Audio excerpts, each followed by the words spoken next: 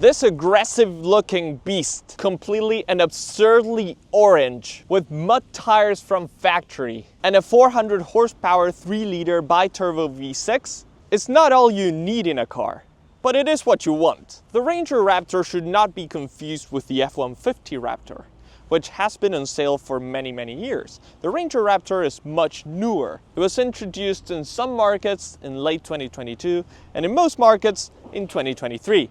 It's also much smaller than the F-150, but that doesn't mean it's less beastly.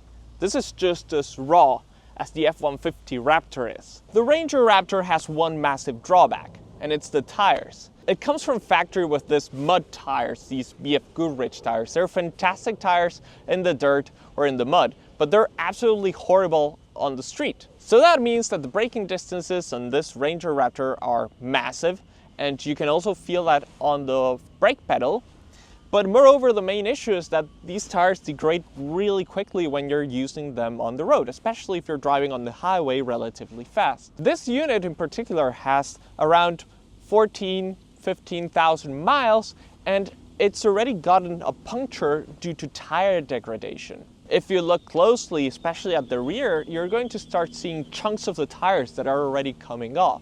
In an ideal world, you're going to have 2 sets of tires and 2 sets of rims. One when you're going to be traveling on the road, and another set when you're going to be doing off-road. That's going to be complicated for a few owners, and it's probably the biggest drawback that this pickup has. But despite the fact that it looks so irrational, this is actually one of the best all-around cars you can get. The ride is super comfortable. You get a lot of equipment inside. We're going to be talking about that later. You get a lot of power. You get a car that looks cool.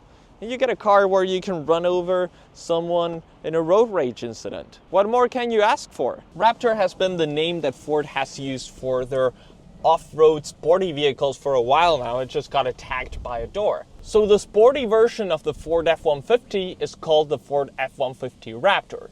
The sporty version of the Ford Bronco is called the Ford Bronco Raptor. And the sporty version of the Ford Ranger is called the Ranger Raptor. But despite how much Ford Raptors may entice you to use them as daily drivers, they're made for one thing and one thing only. And it's not work. It's going as fast as possible on a loose surface, be it gravel or be it dirt. Think about it as a rally car or a Dakar car or a Baja rally car. It's not to go on the Rubicon Trail. It's to go really fast on the dirt. Although, they may also come in handy in case of a zombie apocalypse, right? As I was saying, this pickup is really fast in the dirt. And to demonstrate that, I got a friend who's a professional driver, and I lent him this Ford Ranger Raptor so that he could show me what this could do. Mind you, we're speaking Spanish because that's my first language, but I think the video speaks for itself.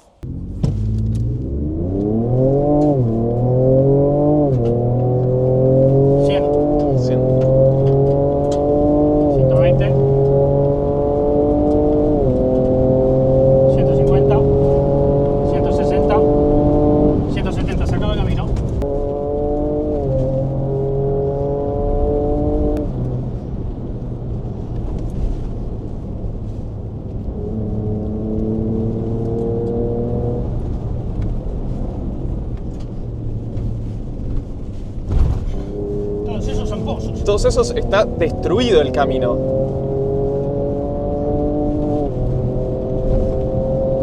Absolutamente destruido. 150, 160. Hay una S, guarda. Una S.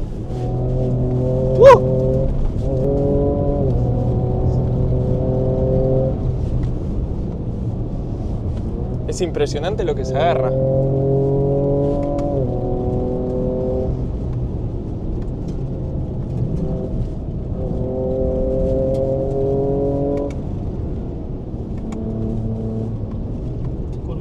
Curva ciega.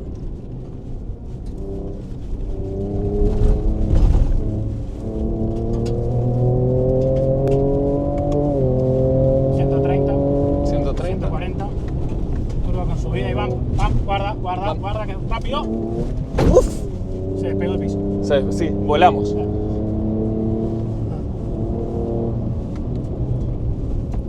Estos son caminos de huella. Acá no se debería ir a más de 60, 50. Vamos yendo a 120. Le filma el estado del camino a 130, 120 kilómetros por hora. Cualquier camioneta a esta velocidad ya volcó. Se volcó, dio 15 vueltas. 160. 170. 170.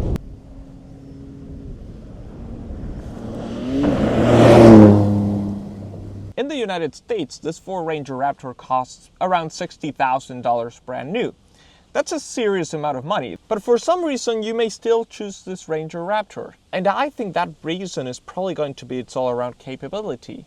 I mean, seriously, when I come to think about it, there are a ton of options for $60,000 in the US. And these are selling relatively well. So I believe people are rationally choosing the Ranger Raptor over some of its other competitors. And to be fair, when it comes to pickups, there's nothing as good in this size. I'll have to be honest, this is not an all-new Ranger.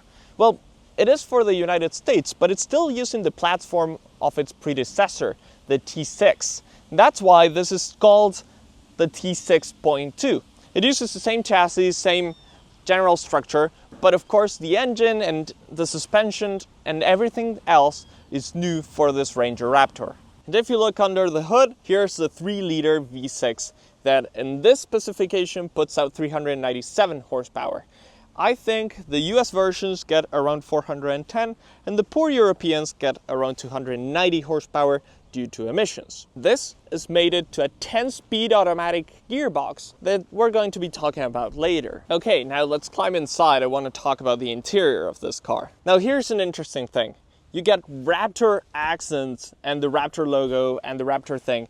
This is all orange.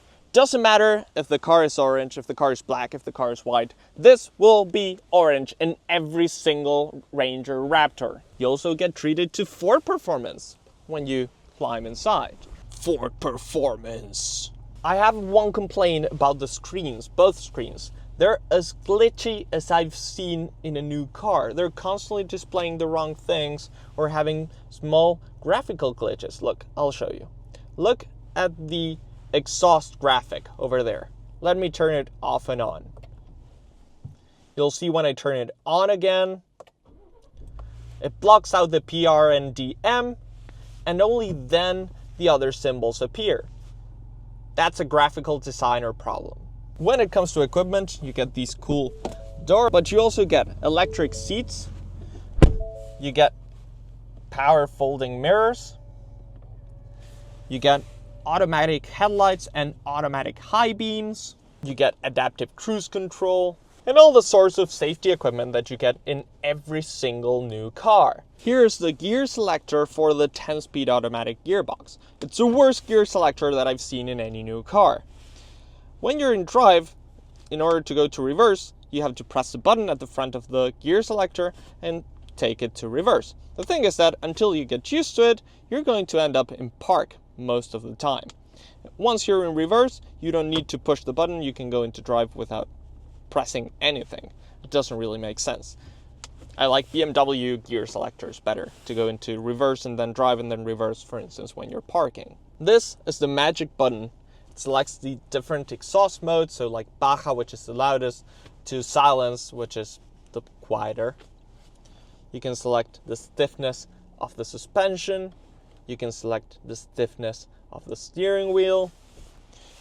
If you press this button, you get hold of all the cameras and you start getting all the off-road information. You can lock the front and rear differentials here, and you can select from several cameras that this car has. This is very, very useful when parking, for instance. You get many glove boxes, the top glove box, the middle glove box, and the bottom glove box. So that's good for practicality. And your steering wheel says Raptor. You get a ton of information in this menu, all types of stats about how the car is doing. That's always very handy. Bang & Olufsen speakers, which actually sounds surprisingly good. And you already get all these aux buttons from factory. So if you want to put in some extra lights, or if you want to put a winch or whatever, you can just connect it here instead of having to add an aftermarket button somewhere. And they also are really cool to activate. Other standard equipment, at least here in Argentina, is dual zone climate control, heated seats, keyless start, and automatic wipers. Before we go on a drive, now that you've seen the interior and exterior, well, this truck just looks beastly all around. Not a single aspect of this car does not look like it's meant to eat you alive. And this is why I actually think the Ford Ranger Raptor is a better option than the Ford F-150. Size. This is an average sized garage here in Argentina. I know in the US you have much bigger garages, but here a Ranger Raptor fits. Barely, but it fits. An F-150 would not fit at all. And pickups have gotten massive over the years. This Ranger Raptor has the size of an F-150 of maybe 20 years ago. So it's not like it's small.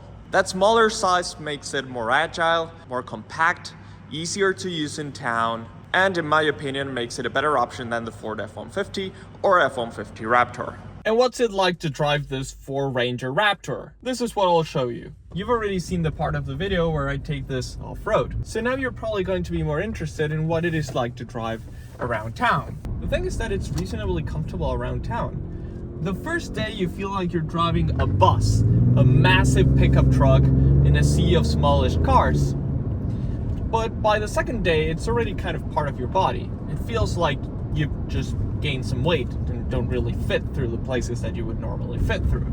And just as a reminder, the exhaust that you're hearing, that's not getting pumped in through the speakers. That's real exhaust sound. If I put the window down, you hear it right outside.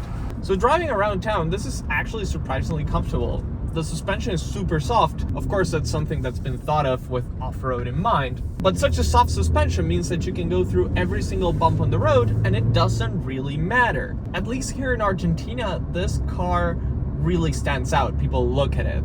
And I'm very surprised that people are getting positive reactions out of a Ranger Raptor, because this is the car that is usually associated with people who can't really drive and are super aggressive.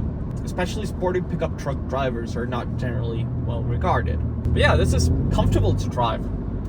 Now I'm gonna floor it as soon as I get the chance so that you can actually hear the exhaust.